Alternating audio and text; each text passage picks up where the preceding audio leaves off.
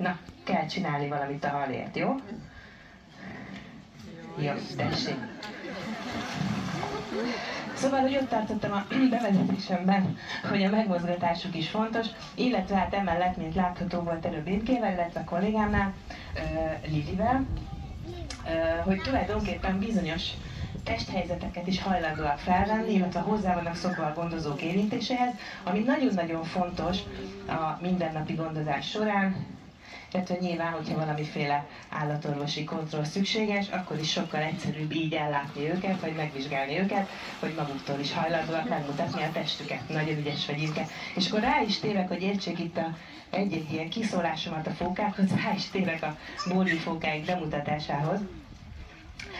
2 kisebb termetű fókát láthatnak, és 2 nagyobbat.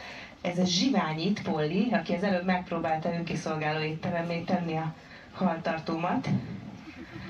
Ő tulajdonképpen és mindig el akarja lopni a másik jutalomhalát is, de elküldöm. Ő egy 3 éves fókalány, itt született a Veszprémi állatkertben. Igen, gyere, adok gyorsan, amíg nincs itt a svihák, jó? Itt nevelkedett föl. És gyakorlatilag, mivel a fókák, a borjú fókák körülbelül 3 éves koruktól kezdenek szép lassan niveléretté válni, ezért aztán Polly egy igazi kamaszlány, ez is látható a viselkedésén egyébként.